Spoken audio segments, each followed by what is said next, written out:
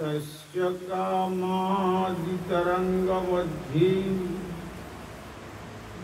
कृपामयि त्वां शरणं प्रपन्ना वृन्दे नमस्ते श्रीचरणारविन्दम्।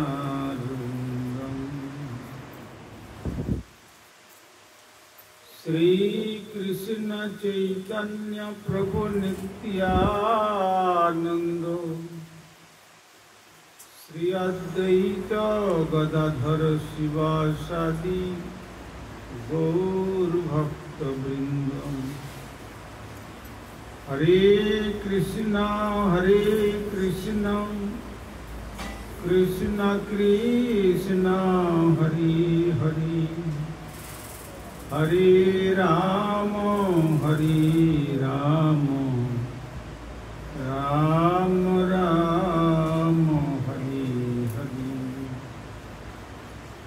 ओम सर्वे भवन्तु सुखिनः सर्वे सन्तु निरामयाः सर्वे भद्राणि पश्यन्तु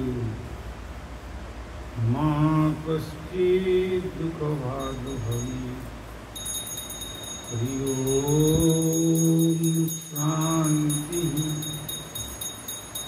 ओम शांति ओम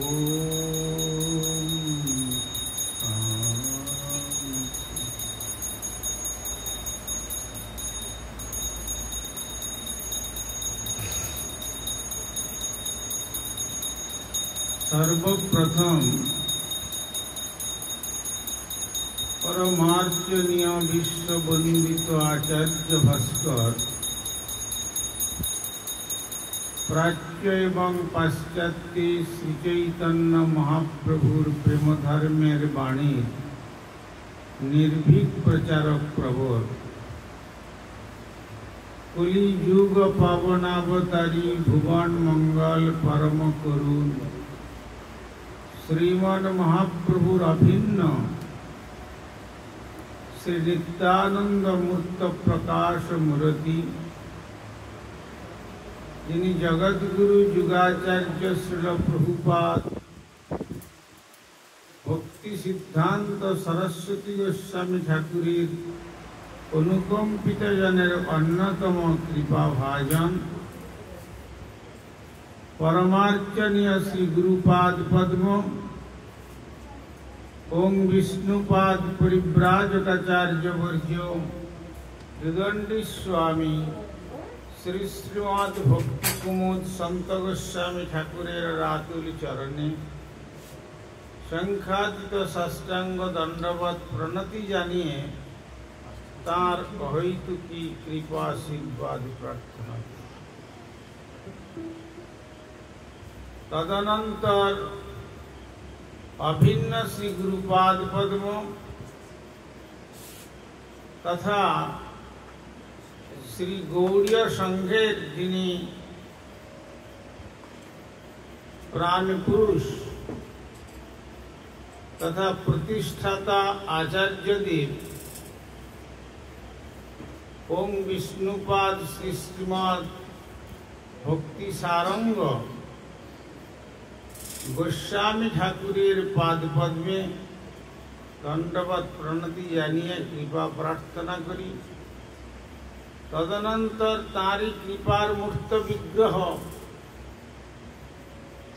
श्री गौर नित्यानंद मंदिरेर प्राक्तन आचार्य जिनि दैनेर अवतार एवं श्री गुरुपाद पद्मेर अत्यंत प्रिय ओं विष्णुपाद श्री श्रीमद भक्ति सहित अकिंचन गोस्वामी महाराजेर पाद पद्म वंदना करी। तदनंतर वर्तमान श्री गौड़ीय संघेर आचार्य देव त्रिदंडी स्वामी श्री श्रीमद भक्ति प्रसाद साधु महाराज তার শ্রীচরণ বন্দনা অভিমুখে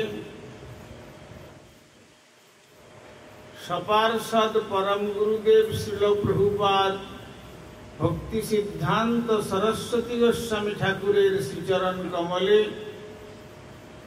অনুরূপ সংখ্যাদিত দণ্ডবত প্রণতি জানিয়ে কৃপা প্রার্থনা অভিমুখে উপস্থিত শ্রীল মহারাজগণের কৃপাপ্রাপ্ত বৈষ্ণববৃন্দ এবং সুধী সজ্জনবৃন্দ ও মাতৃমণ্ডলী সকলকেই প্রারম্ভে জানাই আমার হার্দিক সাদর যথাযোগ্য বৈষ্ণব অভিনন্দন। শ্রী শ্রী গুরু গৌরাঙ্গের কৃপাকে অবলম্বন করে এই পরম পবিত্র শুভ নববর্ষের প্রাক্কালে কাষ্ঠখালী নামক গ্রামের এক প্রান্তে আমাদের সুন্দর গোপাল প্রভুর কনিষ্ঠ ভ্রাতা শান্তি গোপাল প্রভুর শ্রী শ্রী রাধা মদন মোহনজিউর শ্রীমন্দির প্রাঙ্গণে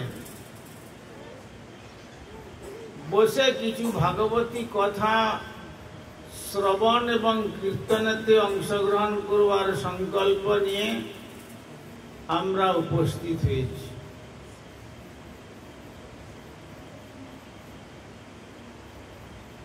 শ্রী ভগবান অনন্ত বিশ্ব ব্রহ্মাণ্ডের আরাধ্য দেব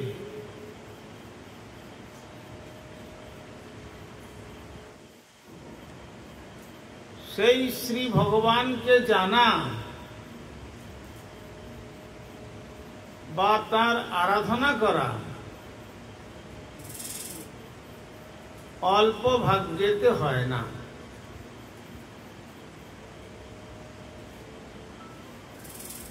শ্রী ভগবান নিজে বেদব্যাস রূপে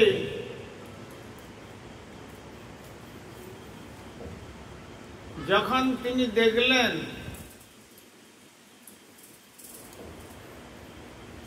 তাকে নিজেকে জানাতে গিয়ে তিনি কুরুক্ষেত্রের রণাঙ্গনে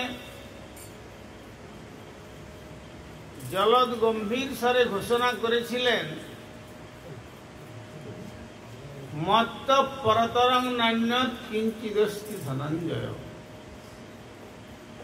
হে অর্জুন, তুমি জেনে রেখো আমা অপেক্ষা পরতত্ত্ব আর কিছু নাই। সূত্রেতে যেমন মণিগাঁথা হয়ে মালাতে পরিণত হয়, তেমনি অনন্ত বিশ্ব ব্রহ্মাণ্ডকে আমি সেইভাবে সূত্রাকারে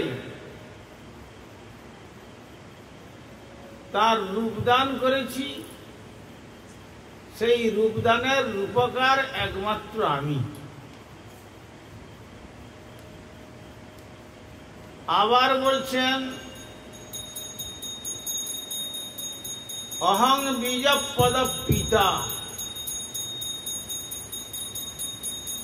আমি হচ্ছি সমস্ত জীবের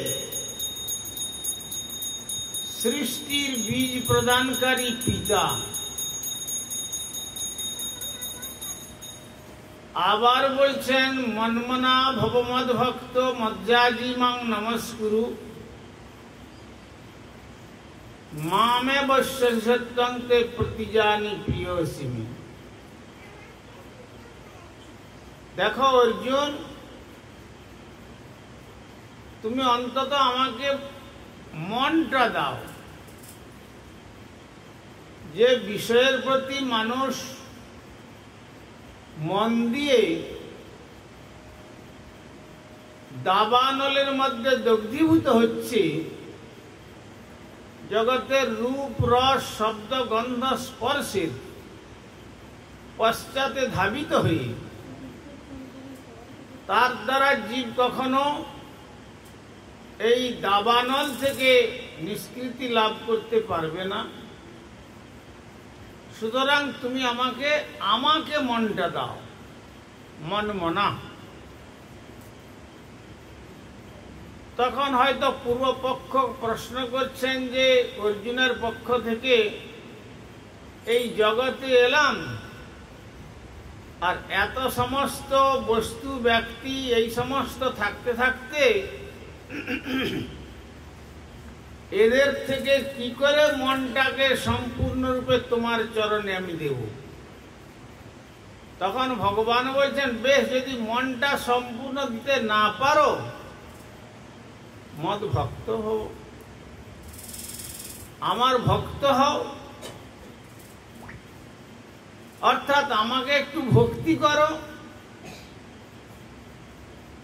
ভক্তিটা কি জিনিস? রূপ গোস্বামী চরণ তাঁর ভক্তি রসামৃত সিন্ধু গ্রন্থে তিনি জানিয়েছেন, সর্বপাধি বিনির্মুক্তম তৎপরত্বেন নির্মলম হৃষিকেন হৃষিকেশ সেবনং ভক্তি উচ্যতে। জগতের যত আদি ব্যাধি উপাধি,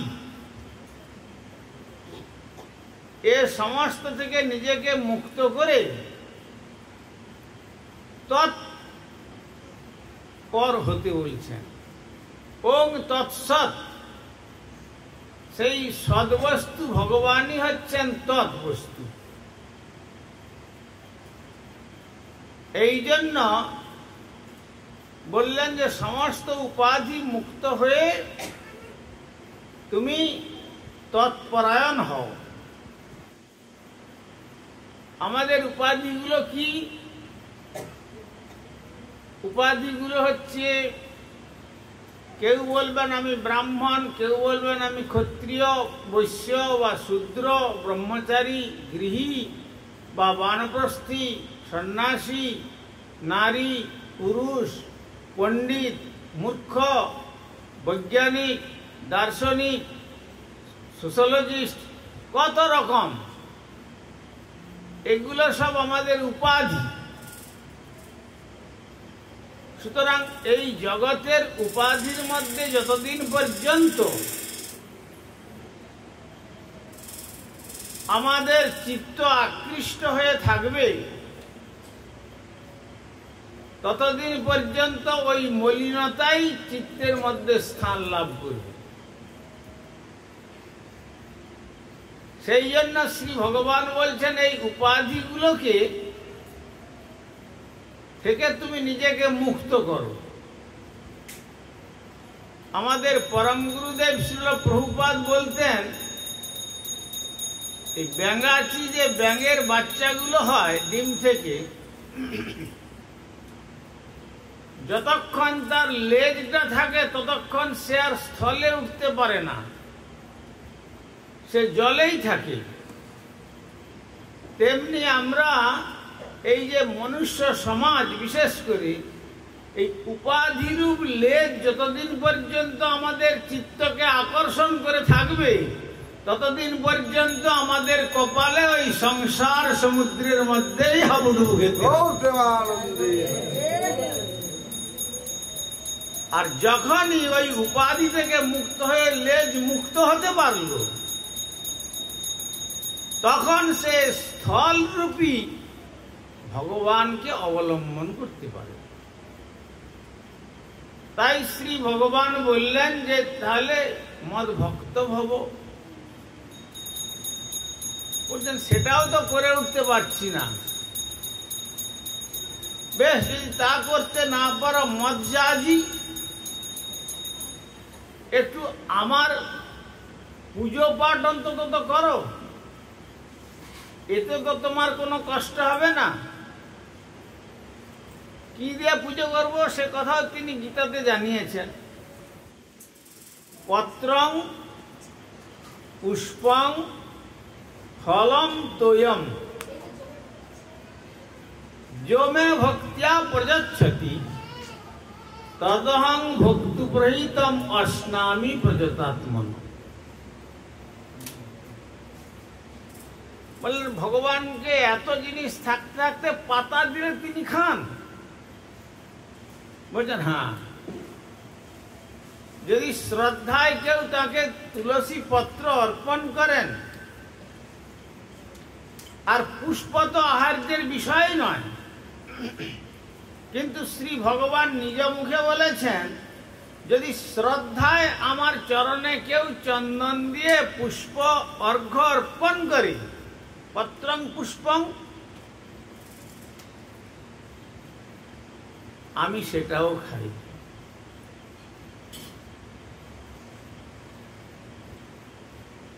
সেটা কি খাবার জিনিস? ফুল তো খাওয়ার জিনিস নয়, কিন্তু ভগবান তখন ভক্ত ভক্তিতে কি জিনিসটা দিচ্ছেন সেটা আর তখন তিনি চিন্তা করেন না, তার ভক্তিটাকেই তিনি কেবলমাত্র লক্ষ্য করেন। আমরা বিদুর সংবাদে শ্রীমৎ মহাভারত থেকে আমরা জানতে পারি বিদুর চলে গেছেন ভিক্ষায় সকালে,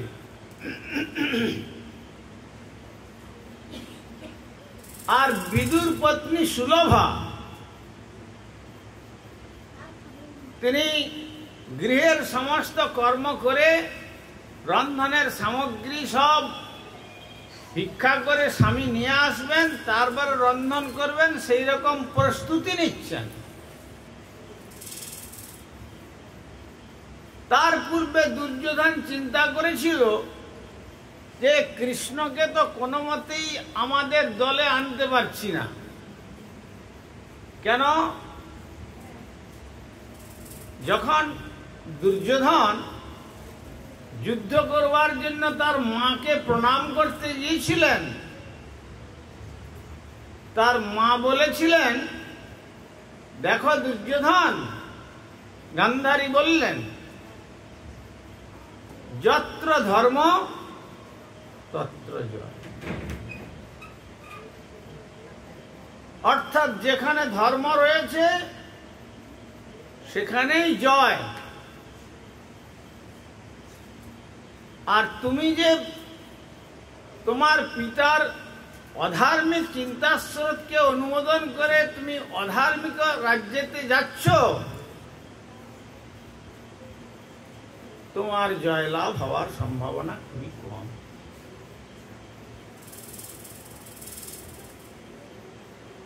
তো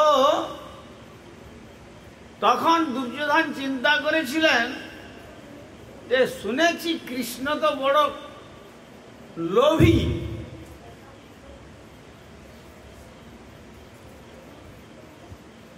তার মা তার ঘরে ছিল 9 লক্ষ ধেনু, 1-2 নয়, 9 লক্ষ ধেনুর দধি দুগ্ধ ঘৃত মাখন এই সমস্ত দিয়েও তাকে তৃপ্তি করতে পারেননি।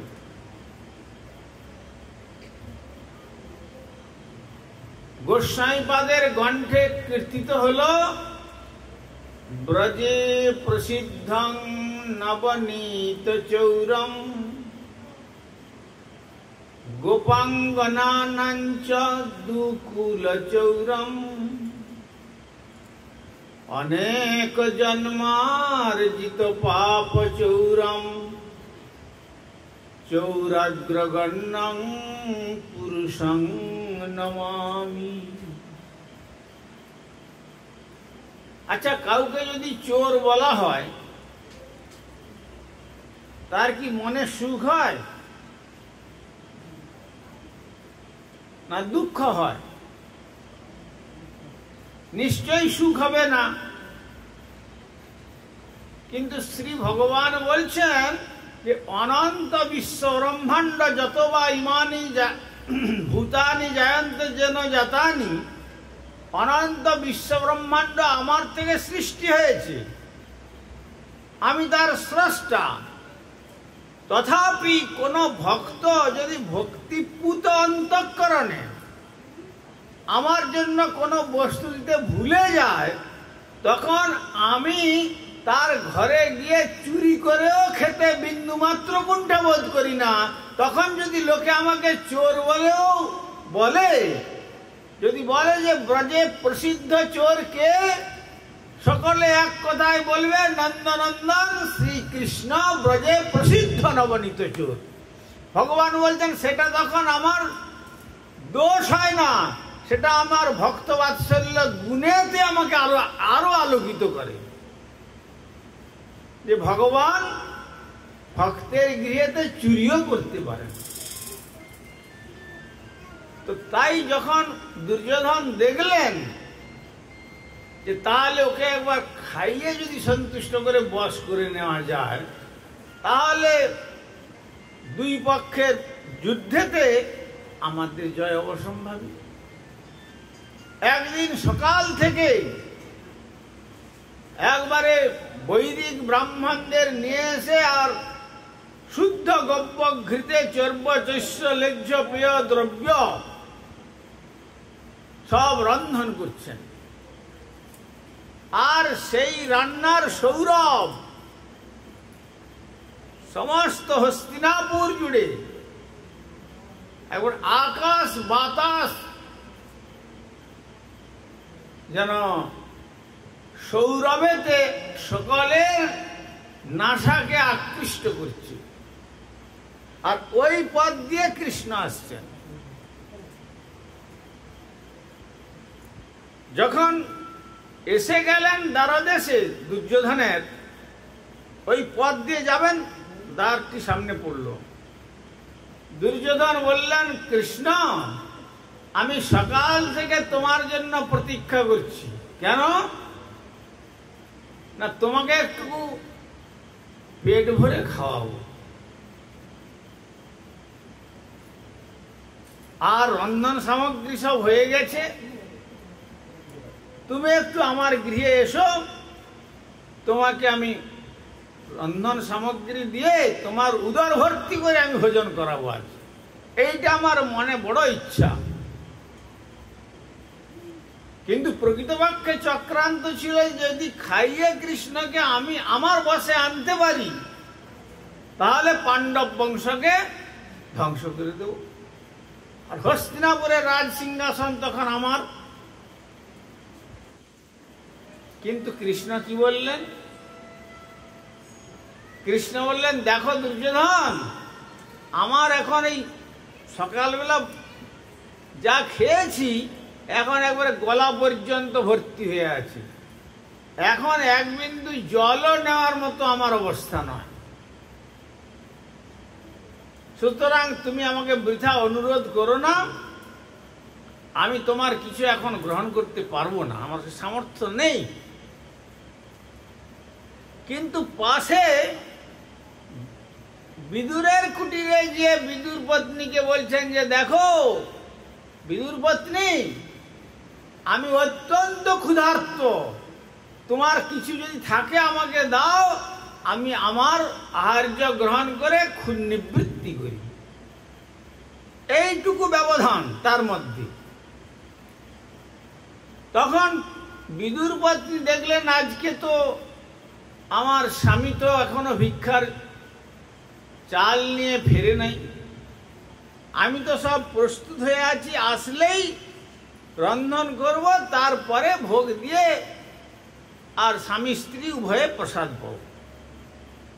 কিন্তু তখন সুলভা বলছেন, ঠাকুর এখনো তো আমার স্বামী ভিক্ষা থেকে ফেরেননি, কি দেব?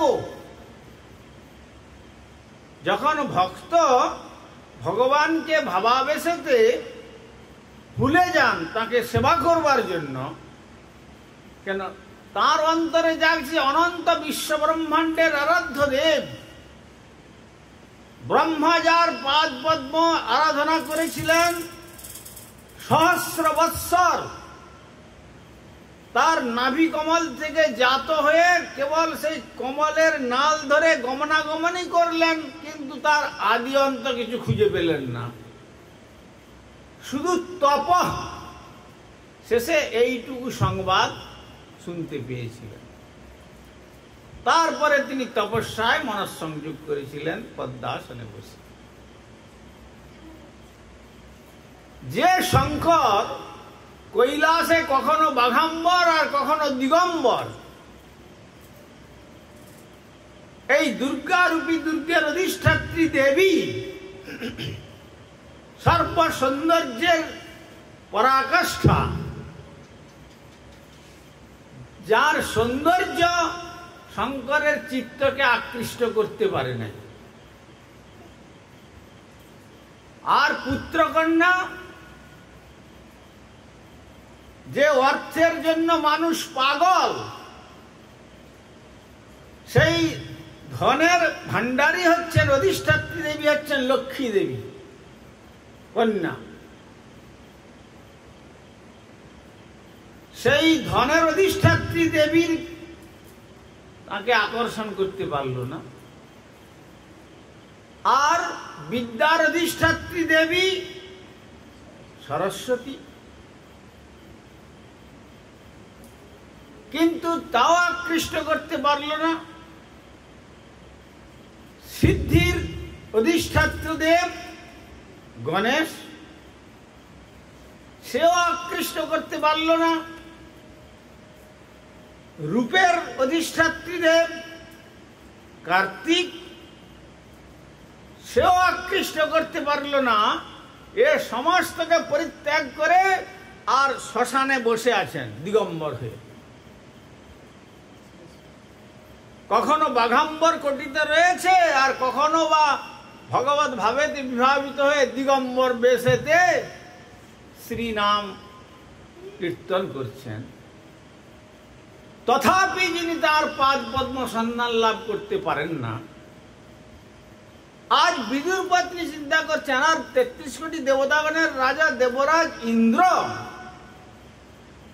তিনি যে লাভ করতে পারবেন না সে বিষয়ে তো কোনো সংশয় নাই। ভাগবতে জানিয়ে দিলেন প্রথম শ্লোকে, মুহ্যন্তি যৎ সুরয়, দেবতাগণ সকলেই মোহগ্রস্ত। তো সুতরাং এমতাবস্থায় সেই রকম ব্রহ্মা, শিব, ইন্দ্রাদির আরাধ্য দেব, তিনি আজ আমার পর্ণকুটিরে এসে আহার্য চাইছেন। আমি কি দেব? আমার তো ঘরে কিছু নাই।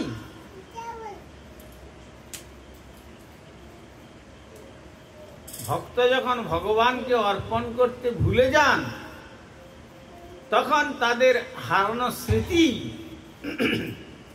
আবার তিনি নিজে জানিয়ে দেন।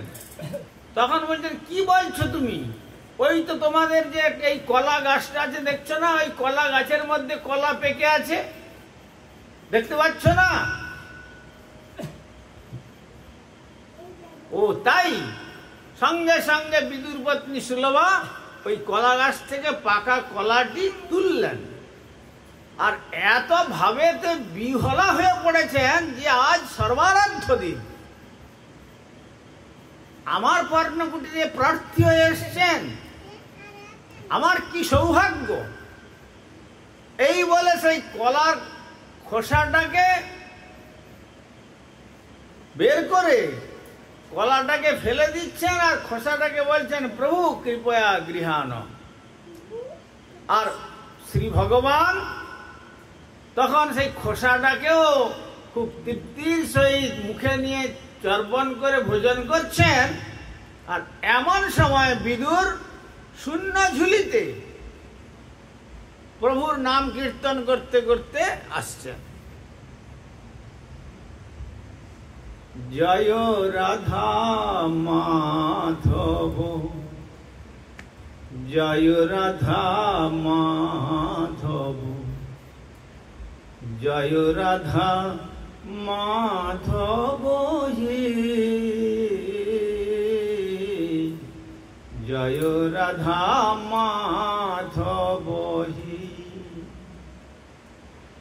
জয় রাধা মাধব, জয় রাধা মাধব, জয় রাধা মাধব হে। সুরমা যখন শুনলেন মনে করলেন এটা তো আমার স্বামীর কণ্ঠস্বর। যেই ফিরে তাকিয়েছেন স্বামীর দিকে, তখন স্বামী বলছে যে আরে হতভাগিনী, তোমার কি মস্তিষ্ক বিকৃতি হয়েছে? কেন, কি হলো? আরে গাছের পাকা কলাটা ছিল, কলাটাকে ফেলে দিয়ে খোসাটাকে দিচ্ছ অনন্ত বিশ্ব ব্রহ্মাণ্ডের আরাধ্য দেবকে। ঠিক এই কথা বলতে যাচ্ছেন, আর ভগবান বাম হাত দিয়ে বিদুরের মুখটা চেপে দিলেন। চেপে দিয়ে বলছেন, দেখো বিদুর, আমি কলার খোসাও খাই না আর কলাও খাই না, আমি ভক্তির ভুখা। যার অন্তরে ভক্তি জেগেছে সেই আমি যে পূর্ণ বস্তু। উপনিষদ বলেছেন, ওং পূর্ণমদ পূর্ণমিদং পূর্ণাৎ পূর্ণমুদচ্যতে পূর্ণস্য পূর্ণমাদায় পূর্ণমেবাবশিষ্যতি। এমন পূর্ণ তিনি যে তার পূর্ণত্ব থেকে যদি পূর্ণ সাবট্রাক্ট করা যায়, পূর্ণের থেকে যদি পূর্ণ মাইনাস করা যায়, তাহলেও তিনি পূর্ণ থাকেন। যেমন যারা ম্যাথমেটিক্সে পড়েছেন তারা জানেন, ইনফিনিটি থেকে মাইনাস ইনফিনিটি রেজাল্ট ইনফিনিটি থাকে। আর ভগবান এমন পূর্ণ, তার থেকে অনন্ত বিশ্ব ব্রহ্মাণ্ড সৃষ্টি হলেও তার কোনো পূর্ণত্বের হানি হয় না। তথাপি বলছেন, যখন ভক্ত যখন আমার প্রতি শ্রদ্ধাযুক্ত হয়ে কিছু দেয়, তুমি নিষেধ করো না বিদুর, আমি কলার খোসা খাচ্ছি না। তোমার পত্নীর অন্তরের যে ভক্তি, সেই ভক্তি রস আমাকে পাগল করে দিয়েছে। সুতরাং আমি এখন যে বস্তু আস্বাদন করছি, ইতপূর্বে এত অমৃত কখনো আমি আস্বাদন করি না। সুতরাং শ্রী ভগবান ভক্তবৎসল। সেই জন্য গীতাতে বললেন, তারপরে বললেন পুষ্পের পরে সেই রকম ভক্তিতে পুষ্প দিলেও ভগবান কি করেন? গ্রহণ করেন। সেখানে গ্রহণ করেন বলেননি, কিন্তু সেখানে ভগবান বলছেন অস্নামি। অস্নাতু মানে খাই থেকে এই শব্দ এসছে।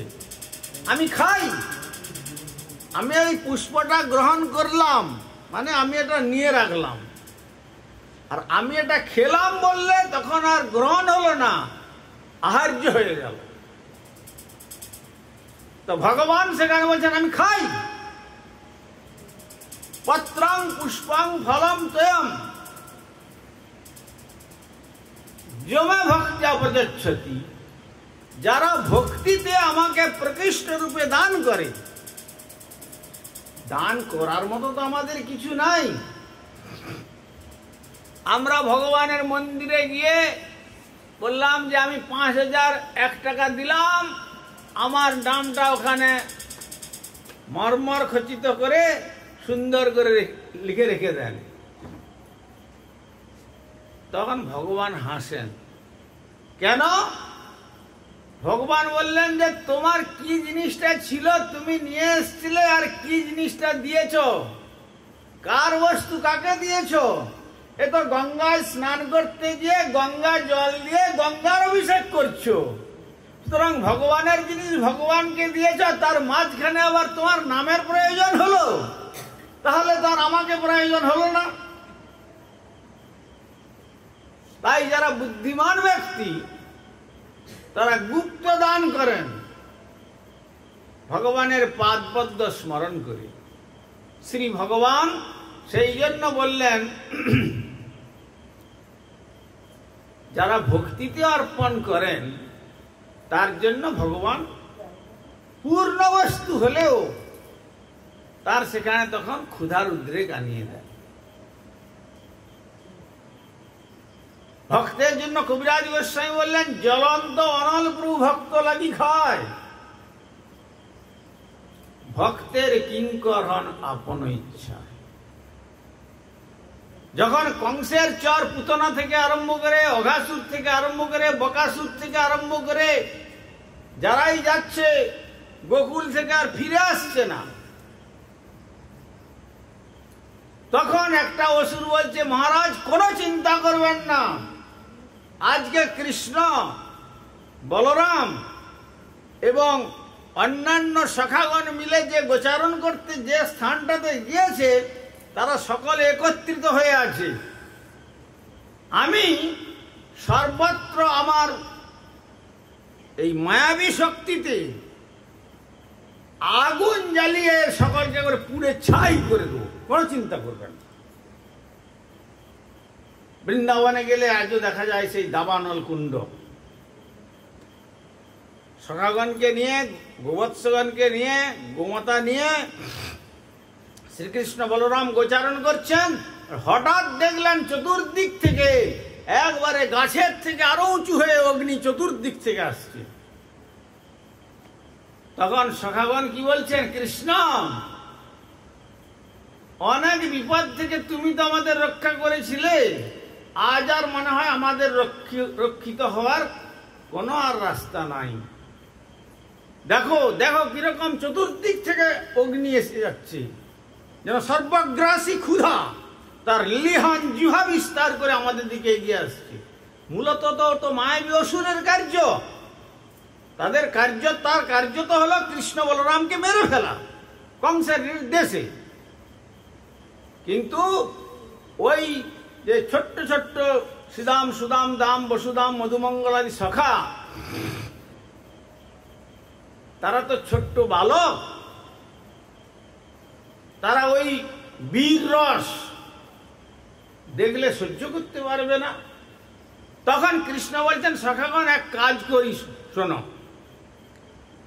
আমি একটু ইষ্টমন্ত্র জপ করে নি, তারপরে ততক্ষণে তোমরা একটু চোখ বন্ধ করো, ততক্ষণে যদি আমরা পুড়ে মরে যাই সেটা আমার উপরে ছেড়ে দাও, তোমরা একটু সকলে চোখ বন্ধ করো আর আমি একটু ইষ্টমন্ত্র জপ করে নি। আর যেই চোখ বন্ধ করলেন সখাগণ, অমনি কৃষ্ণ মুখবেদান করে সমস্ত দাবানলকে পান করে নিলেন। বাস, এবার তোমরা চোখ খুলে তাকাও, দেখলেন যে আর কিচ্ছু নেই, কোথায় অগ্নি নির্বাপিত হয়ে যেন সেখানে সুশীতল বর্ষণ হচ্ছে, একবারে শীতলতার পরিবেশ আনিয়ে দিলেন।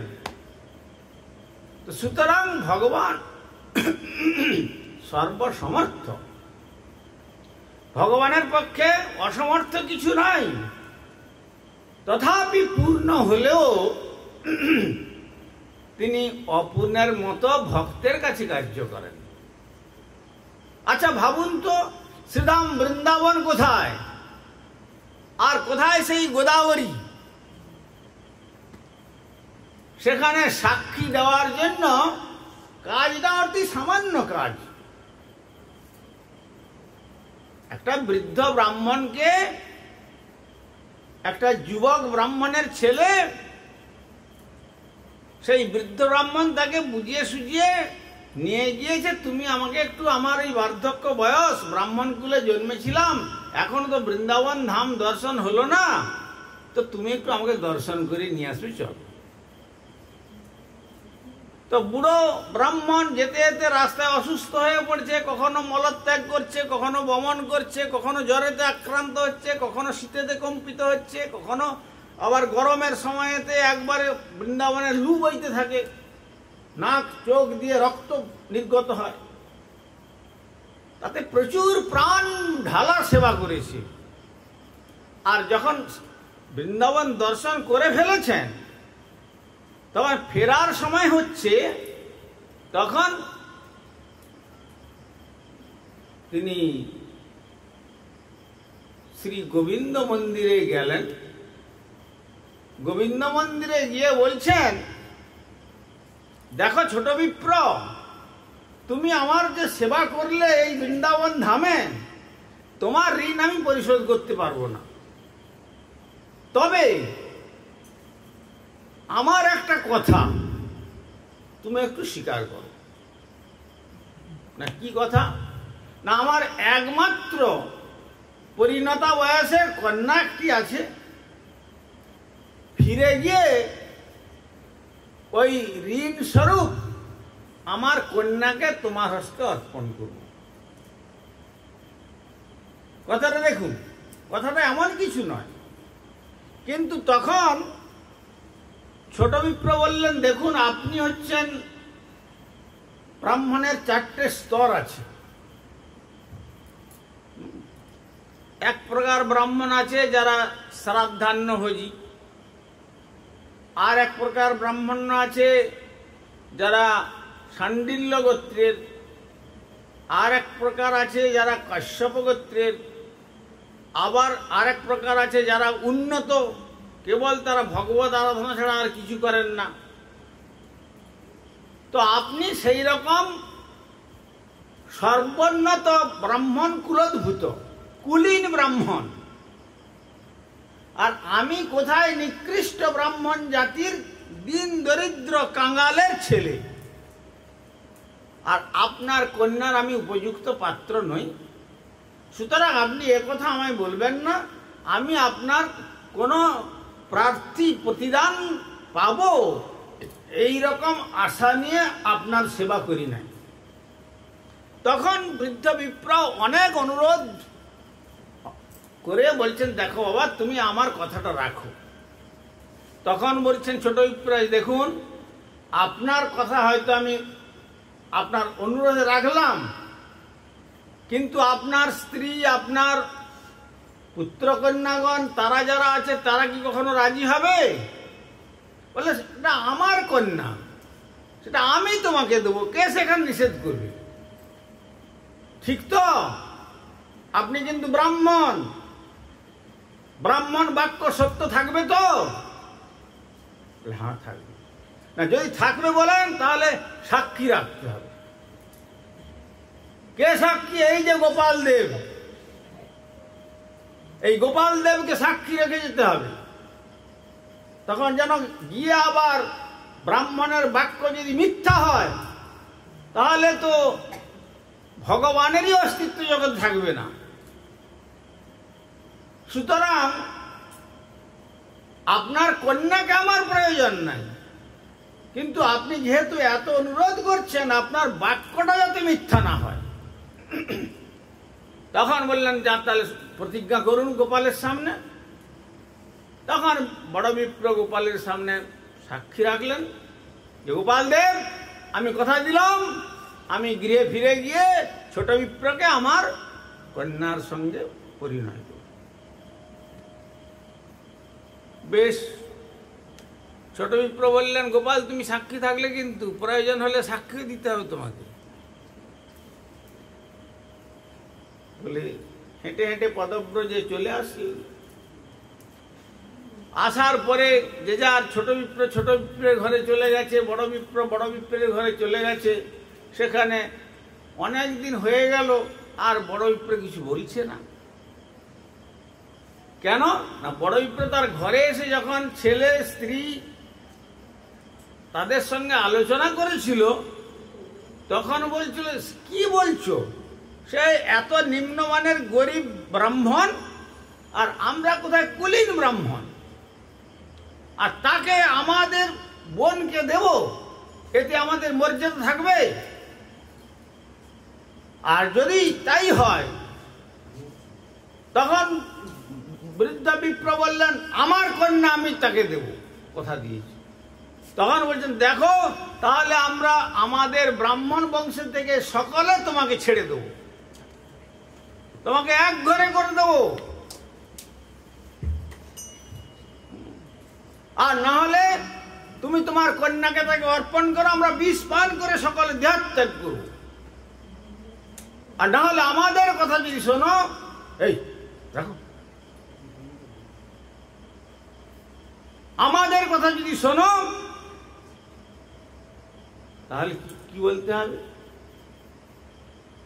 যদি কোনোদিন আসে তাকে বলবে যে আমি বৃদ্ধ বয়সে গিয়েছিলাম, তো আমি কখন কি বলেছি আমার মনে নাই, তারপরে বাকিটা আমরা দেখে নেব। তারপরে কিছুদিন পরে যখন দেখলেন যে কোনো সাড়া আসছে না বৃদ্ধ বিপ্রের কাছ থেকে, তখন ছোট বিপ্র একদিন বড় বিপ্রের বাড়িতে এসেছে। এসে বলছেন, কি বড় বিপ্র, অনেকদিন তো হলো শ্রীধাম বৃন্দাবনে যে কথা দিয়ে আসলেন গোপালের কাছে, তার কি ব্যবস্থা করলেন? আর পাশে ছেলেরা দাঁড়িয়েছিল মোটা মোটা লাঠি নিয়ে। বাবা কি কথা বলেছিল? না, বাবা বলেছিল আমার সেবাতে সন্তুষ্ট হয়ে তার কন্যাকে আমাকে দেবে। আর কিছু কথা বলে নাই। বাবার কাছে বহুমূল্য সম্পদ ছিল, সোনা দানা টাকা পয়সা ছিল, সব ধুতরা খাইয়ে সব লুট করে নিয়েছ, আবার শেষ পর্যন্ত কন্যার প্রতি দৃষ্টি পড়েছে, এই বলে লাঠি নিয়ে মারবার জন্য ছুটল। আর বৃদ্ধ ছোট বিপ্র তো ছুটে তখন ঘরে চলে গেলেন। গ্রামে বিচার দিলেন, মোড়লদের ডেকে, দেখুন এই রকম ব্যাপার। তার মধ্যে যারা মুখ্য ছিলেন তারা জিজ্ঞাসা করলেন বড় বিপ্রকে। বড় বিপ্র তো এখন কাত হয়ে গেছেন তাদের কথাতে। ফলে কি হলো, যে কি বলেছি না বলেছি আমার ঠিক মনে নেই। তখন ছোট বিপ্রকে আবার ডাকা হলো গ্রামের তরফ থেকে। আচ্ছা, তোমাকে যে উনি কন্যা দেবেন বলেছেন, কেউ তার উইটনেস কিছু আছে, সাক্ষী কিছু আছে? হ্যাঁ, সাক্ষী আছে। কে আছেন সাক্ষী? সেই গোপাল দেব, শ্রীধাম বৃন্দাবনের গোপাল দেব রয়েছেন সাক্ষী। তখন সেই বৃদ্ধ বিপ্র এবং তার পুত্রকন্যা এবং গ্রামবাসী সকলে থেকে বললেন, ঠিক আছে, যদি গোপাল দেব এসে সাক্ষী দেন তাহলে কন্যা দেওয়ার ব্যবস্থা করা। আর এরা তো জানে, আরে বিগ্রহ কি আর সাক্ষী দিতে আসবেন এখানে? না, বিগ্রহ কথা বলবেন, কথা তো বলবেন না, সাক্ষী তো আসবেন না। সুতরাং আমাদের যা কার্যের যে চক্রান্ত ছিল এটার সমাধান হয়ে গেল। তখন ছোট বিপ্র বলছেন, না, আমার সাক্ষী গোপাল দেব সাক্ষী দেবেন। বলে, তাহলে সাক্ষী নিয়ে এসো। গেলেন, তিনি আবার হাঁটতে হাঁটতে বৃন্দাবনে গেলেন। এরা তো মনের আনন্দেতে মজগুল হয়ে আছে যে কোন ঠাকুর কি আর কখনো আসবে? তা আসবে না। কিন্তু গিয়ে ছোট বিপ্র হাত জোড়ো করে গোপালের পাদপদ্ম বন্দনা করছেন। বন্দনা করার পরে বলছেন, গোপাল দেব, কথা হয়েছিল তোমার সামনে, তোমাকে সাক্ষী রেখে গিয়েছিলাম, বড় বিপ্র সাক্ষী রেখে গেছে, কিন্তু সেখানে গিয়ে কন্যাটা আমার প্রয়োজন নয়।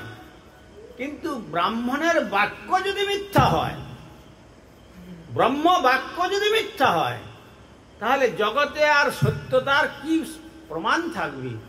তাহলে পরম সত্য বস্তু সত্যে প্রতিষ্ঠিতং কৃষ্ণম, সত্যমাত্র প্রতিষ্ঠিতম, সত্যাৎ সত্যই গোবিন্দ, তস্মান সত্যই নামত। এই যে ভগবান যে পরম সত্য বস্তু, তাকে তো ব্রাহ্মণরাই প্রতিষ্ঠিত করতে পারেন। আর তারা যদি মিথ্যাকে আশ্রয় করে বসে থাকেন, তাহলে জগৎ থেকে তো ভগবানের অস্তিত্বই সত্য চলে যাবে। সেই জন্য আপনাকে যেতে হবে, সাক্ষী দিতে হবে। অনেক অনুরোধ করার পরে তখন গোপাল দেব কি বলছেন, এই ছোট বিপ্র, বিগ্রহ চলে কোথাও শুনেছ? বিগ্রহ চলে কোথাও শুনেছ কি? বিগ্রহ তো মন্দিরে দাঁড়িয়ে থেকে পুজো গ্রহণ করেন। তখন ছোট বিপ্রের মাথায় বুদ্ধি এসে গেল, ঠাকুর তুমি যেমন বলেছ যে বিগ্রহ চলে না, যেমন তেমনি বিগ্রহ কথাও তো বলে না। কিন্তু তুমি যখন কথা বলতে পেরেছ, তাহলে তুমি নিশ্চয়ই চলতেও পারবে। তুমি যখন কথা বলতে পারছো, তাহলে তুমি চলতেও পারবে। ব্যাস, বিপ্রের বাক্যেতে আবদ্ধ হয়ে গেলেন। তখন বলে, ঠিক আছে, তাহলে এক ব্যবস্থা করো, 5 পোয়া চাল আতপ চাল রান্না করো আর ঘৃত দিয়ে, আর রান্না করে আমাকে একটু ভালো করে ভোগ দাও, আর আমি উদর ভর্তি করে ভোজন করে নিই, আর ভোজন করে তুমি আগে আগে যাবে আর আমি তোমার পশ্চাৎ পশ্চাৎ যাব। ভগবান কখনো অগ্রে আসেন না, ভগবান ভক্তের পশ্চাতেই আসেন। কেন না ভক্তই ভগবানকে প্রকাশ করতে পারেন, অভক্ত তো পারবে না। আর ভাগবতে বলেছেন ভগবান ভক্তের পদধূলি আকাঙ্ক্ষা করেন। কেন? এই যে অনন্ত বিশ্ব চরাচর তার যে বিরাট রূপ, বিরাট রূপের পাপীরা যে পাপ করছে, সেই পাপের কিছু অংশ ধূলি রূপে ভগবানের অঙ্গেতে স্থান পায়। আর যখন ভক্ত তার নাম করতে করতে অগ্রে অগ্রে যান, আর তাদের চরণোত্থিত ধূলি যখন ভগবানের গায়েতে পড়ে, তখন সেই ভগবানের গায়ে সমস্ত পাপ ধুয়ে মুছে নির্মল হয়ে যায়। তাই ভগবান সেই ভক্তের চরণ ধূলি প্রার্থনা করেন, পশ্চাতে গমন করেন। ঠিক আছে, তুমি অগ্রে যাবে, ভোগ দিলেন, ভগবান সব খেলেন, খাওয়ার পরে চলো, তুমি আগে চলো, আমি পিছনে যাচ্ছি। না কি করে জানবো? একবার তো ঠকেছি, এবারে যদি গিয়ে বলি যে হ্যাঁ ঠাকুর এসছে, আর তারপরে যদি দেখে যে তুমি যাও নাই, তখন তো আর আমার আর প্রাণ রাখবে না তারা। তখন কি করলেন? বলছে দেখো আমার মা ছোটবেলায় পায়ে সোনার নুপুর পরিয়ে দিয়েছেন, সেই নুপুর আমার পায়ে আছে, নুপুর জোড়া। আর তুমি যখন অগ্রে অগ্রে আমার স্মরণ করতে করতে যাবে, তখন জানবে যে এই নুপুরের ধ্বনি ঝুম ঝুম ঝুম করে তোমার কর্ণেতে বাজবে, অপরে শুনতে পাবে না, কিন্তু অপরে শুনতে পাবে না। বলে না কৃষ্ণের বাঁশি আজও বৃন্দাবনে বাজছে। ওই যে পদকর্তা বললেন কৃষ্ণের বাঁশি বাজে একই তানে, ওরে যার যেমন কান সে তাই শোনে, কৃষ্ণের বাঁশি বাজে একই তানে। এথা যশোদা শুনিল বাঁশি দেন নিদে ননি, পিতা নন্দ শোনে বাঁশি এই যে বাধায় আমি। মা শুনছেন যে গোপাল অত্যন্ত ক্ষুধার্ত, মাকে বলছে মাগো তুমি আমাকে সদ্য নবনীত যে ব্রহ্ম মুহূর্তে তুলেছ, সেই নবনীত আমাকে দাও। আর নন্দ বাবা শুনছেন যে ননি খাওয়ার অপবাদে মা আমাকে বেঁধে দিয়েছে। আবার শ্রীরাম শুনিল বাঁশি, গোপাল চলো গোঠে যাই। গোচারণের বেলা হলো, এবার গোষ্ঠীতে যেতে হবে না, চলো ওঠো। আবার রাধিকা শুনিল বাঁশি, ঘাটে এসো রাই। তুমি যমুনার ঘাটে জল আনতে এসে তোমার জন্য অপেক্ষা করছি। সুতরাং বংশীর ধ্বনি যার যেমন কর্ণ সাপ হয়েছে, যোগ্যতা লাভ করেছে, ভক্তিতে যেমন অবস্থাতে প্রাপ্ত হয়েছে, সে সেইভাবে ভগবানকে দেখতে পায়। তো বেশ, আমার চরণের নুপুর এইভাবে ধ্বনি শুনবে, কিন্তু হ্যাঁ কথা একটা দিচ্ছি, কখন তুমি ফিরে তাকাবে না। কিন্তু যদি ফিরে তাকাও তাহলে আমি সেইখানেই থেকে যাব, আর যাব না, কথা দিলাম। বেশ, চলতে আরম্ভ করলেন ছোট বিপ্র। আর পশ্চাতে যেমনটি বলেছিলেন তেমনি চরণের নুপুর ধ্বনি তার কর্ণেতে প্রতিধ্বনিত হচ্ছে। আর যখন গ্রামের কাছে এসে গেলেন, তখন বললেন এবার যে গ্রামের মোড়লদের গিয়ে বলবো, এতক্ষণ তো চোখে তো দেখি নাই, কেবল যদি এমনি আকাশবাণীতে দৈববাণীতে যদি নুপুরের ধ্বনি হচ্ছে, তো এবার কাছে যখন এসে গেছি গ্রামের কাছে, ফিরে একটু দেখি, যদি না যান উনি এখানেই থাকেন তাহলে এখানে ডেকে নিয়ে এসে দেখিয়ে দেবো। আর ঠিক দেখুন, যেই ফিরে তাকালেন, গোপাল অমনি ত্রিভঙ্গ ভঙ্গিমা ঠামে দাঁড়িয়ে আর একটু হাসি মুখে বললেন, আমার কথায় বিশ্বাস হলো না, আর আমি যাচ্ছি না, আমি এখানে থাকলাম। বেশ, যখন গেলেন না তখন গ্রামে গিয়ে বললেন, হ্যাঁ আমার গোপাল সাক্ষী দেওয়ার জন্য এসছেন, ওখানে দাঁড়িয়ে আছেন এই গ্রামের প্রান্তে। গ্রামবাসী সকলে, বড় বিপ্র সকলকে নিয়ে তার ছেলেদেরকে নিয়ে আসলেন। আসার পরে যখন বললেন তখন ওই গোপাল বিগ্রহ বললেন যে হ্যাঁ, বড় বিপ্র প্রতিজ্ঞা করে সংকল্প করেছিল তার সেবাতে সন্তুষ্ট হয়ে তার কন্যাকে ছোট বিগ্রহকে অর্পণ করবে। বাস, তখন সকলেই সেই শ্রী গোপালের জয়ধ্বনি দিতে লাগলেন পরমানন্দ বিভোর হয়ে, আর বললেন, সত্যই তুমি কাঙালের হরি আর ভক্তের ভগবান। সুতরাং সেই ভগবান সাক্ষী দেওয়ার জন্য 1000 মাইল পথ হেঁটে হেঁটে আসেন।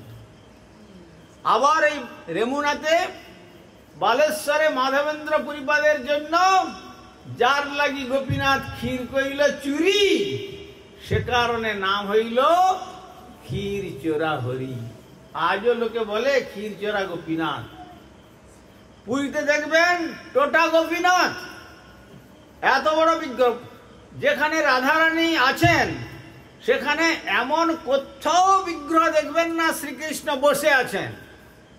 একমাত্র শ্রী পুরুষোত্তম ক্ষেত্রে টোটা গোপীনাথে সেই বিরাট বিগ্রহ, প্রায় 6 ফুট বিগ্রহ, তিনি বসে আছেন।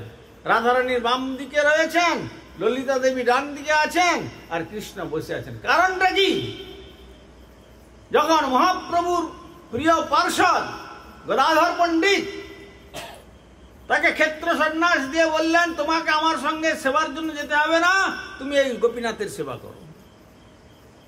যেমন আপনারা সুন্দর সুন্দর মালা গেঁথে সব আজকে এত পরিশ্রম করেছেন ওই রাস্তা থেকে, তেমনি তিনি প্রত্যহ গোপীনাথের উদ্যান থেকে পুষ্প চয়ন করে মালা গেঁথে গলায় মালা পরিয়ে চরণে পুষ্প, তুলসী, চন্দন এইসব দিয়ে পুজো করতেন। করতে করতে করতে করতে একবারে বার্ধক্য দশা এসে গেল, যে সোজা হয়ে আর দাঁড়াতে পারছেন না। তথাপি কোন রকম করে মালা পরিয়ে দেন এত বড় বিগ্রহে। একদিন এমন হলো, মালা গেঁথেছেন, মালা গেঁথে নিয়ে গেছেন, আর একবারে কোমর সোজা করতে পারছেন না, পরাতে পারলেন না।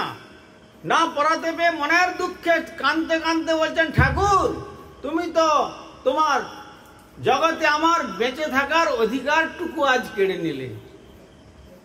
যদি ভগবানের সেবা করতে না পারলাম তাহলে আমার এই দুর্লভ মনুষ্য জন্মগ্রহণ করে কি লাভ হলো?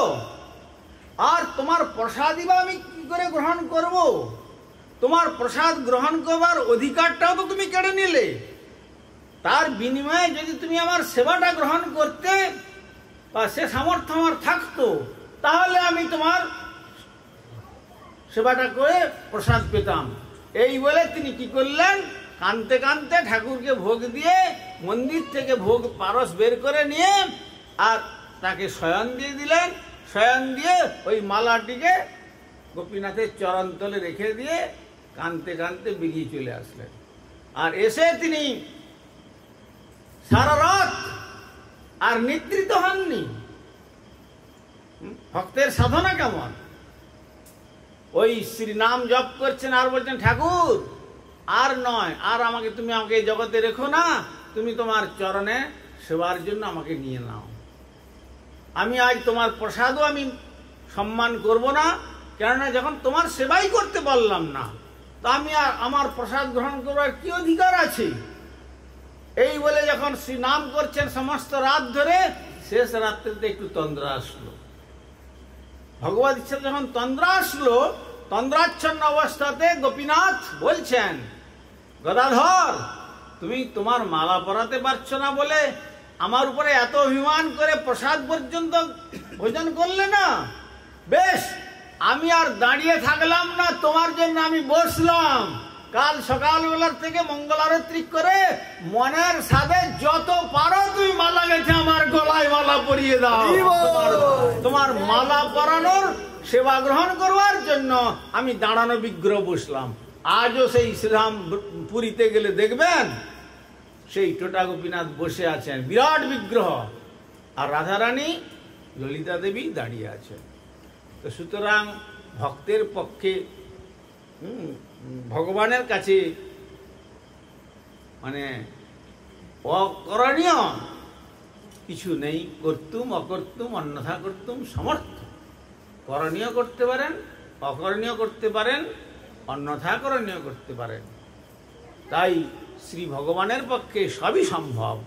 সেই ভগবানকে যদি ভক্তি দিয়ে আমরা ডাকতে পারি, ডাকার মতো যদি তাকে আমরা ডাকতে পারি, তাহলে তার ডাকে ভগবান সাড়া দেন, ভগবান পথ হেঁটে চলেন, ভগবান সাক্ষী দেন, ভগবান বসেন। আবার বৃন্দাবনে রাধারমণ বিগ্রহ অলঙ্কার গ্রহণ করবার জন্য গোপাল ভট্ট গোস্বামীর শালগ্রামকে বিদীর্ণ করে কি মনোরম রাধারমণ বিগ্রহ প্রকটিত হলেন। বলো শ্রী শ্রী রাধারমণ জিউ কি জয়। সুতরাং ভক্তবৎসল ভগবানের আমরা সৃষ্ট সন্তান, তাই আমাদের কর্তব্য হলো যে সেই তার যে এত সুযোগ সুবিধা তিনি দিয়েছেন আমাদের জন্য। দেখুন মাতৃগর্ভে কত কষ্টে আমাদেরকে তিনি রক্ষা করেছেন। তারপরে দেখুন প্রসব হওয়ার পরে আমরা কি আহার করব, জগতের কোনো আহার্য আমরা তখন গ্রহণ করতে পারবো না। তখন মায়ের বক্ষেতে ক্ষীরের সঞ্চার করে দিয়েছেন, একবার ভিপি যোগে পাঠিয়ে দিয়েছেন। আচ্ছা, তারপরে বড় হয়ে কি আহার করবে, পৃথিবীকে সুজলা সুফলা শস্য শ্যামলায় ভরে দিয়েছেন। তারপরে কি করবে, দেখুন অসুস্থ হলে ডাক্তারের কাছে যেতে হয়। সেখানে যদি শ্বাস প্রশ্বাস নিতে পারছে না, অক্সিজেন সিলিন্ডার কিনতে হবে, ডাক্তারকে ফিস দিতে হবে, কত অনুরোধ করতে হবে, এসে সিলিন্ডারটা লাগিয়ে দিয়ে যাবে, তার জন্য আগে টাকা জমা দিয়ে দিতে হয়। আর এই যে বৈদ্যুতিক লাইট জ্বলছে, 1 মাস জ্বালার পরে যদি আপনি ইলেকট্রিক বিল সাবমিট না করেন, তার পরের দিন আপনার মিটার থেকে লাইনটা কেটে দিয়ে চলে যাবে, তাই না? আর এই যে ওয়াটার সাপ্লাই পাচ্ছেন, এই সাপ্লাইয়ের জলও যদি আপনি রেন্ট না দেন, তাহলে এটাকেও বন্ধ করে দেবে। কিন্তু শ্রী ভগবান এই যে ফ্রেশ অক্সিজেন সূর্যের কিরণের মাধ্যমে কত হাজার হাজার গ্যালন দিয়ে যাচ্ছেন, তার কোনো রেন্ট আমরা দিচ্ছি? বা এই যে পৃথিবীকে 3 ভাগ জলে ভরে দিয়েছেন, জল জীবস্য জীবনম, সেই জল যে আমরা পান করছি, পান করে বেঁচে আছি, তার জন্য কোনো রেন্ট দিতে হচ্ছে? তা তো চাচ্ছেন না।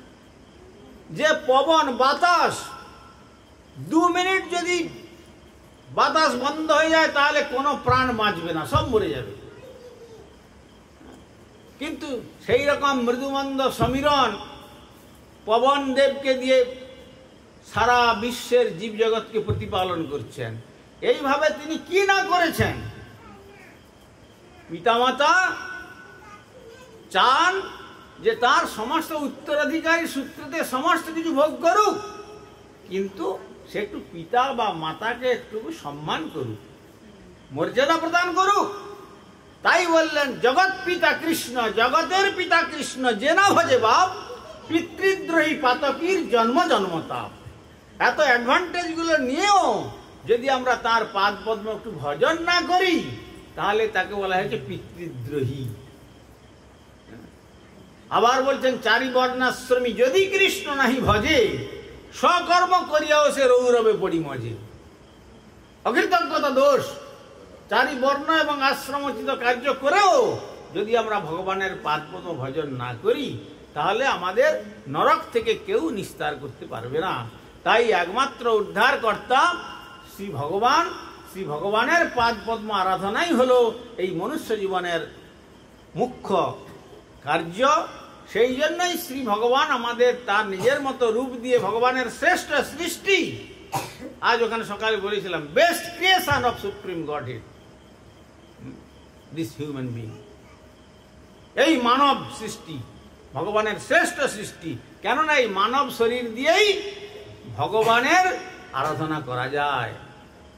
ভগবান এমন ইন্দ্রিয়গুলো দিয়েছেন, এই চোখ দিয়ে ভগবানের রূপ দর্শন করা যায়, এই নাসিকা দিয়ে ভগবানের চরণ তুলসীর আঘ্রাণ নেওয়া যায়, এই জিহ্বা দিয়ে ভগবানের প্রসাদ আস্বাদন করা যায়, এই কান দিয়ে ভগবানের কথা শোনা যায়, এই হাত দিয়ে সংকীর্তনের সময় অন্তত কিছু না থাকলেও করতালি দিয়ে ভগবানের নামের ধ্বনির সঙ্গে করতালির তাল দেওয়া যায়, আর এই পা দিয়ে হরিনাম সংকীর্তনের সঙ্গে তখন দুবাহু তুলে নিতাই গৌর বলতে পরমানন্দে নৃত্য করতে করতে হরিনাম করতে পারবে। আর তাই উদ্ধব বলেছিলেন, উচ্ছিষ্ট ভজিনু দাসাং তৌ মায়াং জয় মহি ঠাকুর, তোমার প্রসাদ ভোজন করে আর তোমার এই আভরণ সব কিছু গ্রহণ করে তোমার মায়াকে আমি জয় করতে পারবো। সুতরাং সেই মায়াকে অতিক্রম করা বড় কঠিন, তাই একমাত্র মায়ারে করিয়া জয় এড়ানো না যায়, সাধুগুরু কৃপা বিনা না দেখি উপায়। তাই আমরা এই দুর্লভ 84 লক্ষ জীবন পরিভ্রমণ করে এমন মনুষ্য জন্ম লাভ করেছি। এই মনুষ্য জন্মের মনুষ্যত্ব যদি আমরা অর্জন করতে পারি তাহলে আমরা মানুষ, আর তা না হলে দ্বিপদ বিশিষ্ট নরপশু।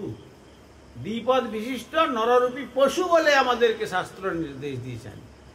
আহার নিদ্রা ভয় মৈথুনঞ্চ সামান্যম এতৎ পশুভি নরাণাম ধর্মই তেষাম অধিক বিশেষ ধর্মেন হীনা পশুভি সমানা। আহার নিদ্রা ভয় সন্তান সন্ততি উৎপাদন এগুলো তো পশু জীবনেও রয়েছে, সব জীবনে রয়েছে। Where is difference between man and animal? পার্থক্যটা কোথায়? পার্থক্যটা মানুষ সাধনা করলে, ওই যে বলেছে না, মন তুমি প্রকৃত কৃষি কাজ জানো না, তোমার সাধের মানব জনম রইল পতিত, আবাদ করলে ফলিত সোনা। এ পতিত থেকে গেল, অর্থাৎ যারা সদ্গুরুর চরণাশ্রয় করে ভজন করতে পারলো না, তারা পতিত ডাঙ্গার মতো থেকে আগাছাতে ভর্তি হয়ে গেল। আর যারা সদ্গুরুর চরণাশ্রয় করে মন্ত্র গ্রহণ করে ভজন করলেন, তো পরম সোনা দানা মণি মাণিক্য রূপী ভগবান শ্রী গোবিন্দের পাদ পদ্ম লাভ করে এই দুর্লভ মনুষ্য জীবন ধন্য করল। তাই এই জগতের পার্মানেন্টশিপ বলে আমাদের কোনো কথা নাই, যেতে আমাদের সকলকেই হবে। এই জগতে কেউ থাকার জন্য আমরা আসি নাই। বলেছেন, আজিবা শতেক বর্ষে অবশ্য মরণ, নিশ্চিন্ত না থেকো ভাই, যত শীঘ্র পারো ভজ শ্রী গোবিন্দ চরণ, জীবনের ঠিক নাই। অতএব যখন যে কোনো মুহূর্তে আমাকে চলে যেতে হবে, অ্যাট এনি মোমেন্ট। কখন মৃত্যুকে আকর্ষণ করে নেবে তার কোনো স্থিরতা নেই। তাই সময় থাকতে থাকতে আমরা যদি সদ্গুরুর চরণাশ্রয় করি, শ্রী ভগবানের পাদ পদ্ম ভজন করতে পারি, তাহলেই আমাদের গন্তব্যস্থলে আমরা পুনরায় ফিরে যেতে পারবো। আর সংসার চক্রের মধ্যে মায়ার আবর্তে পুনরপি জননম পুনরপি মরণম পুনরপি জননী জঠরে শয়নম, এর মধ্যে আর আবর্তিত হতে হবে না। সেই জন্য আমি বলবো, আপনারা এখানে যারা আছেন অধিকাংশই সৌভাগ্যবান এবং সৌভাগ্যবতী।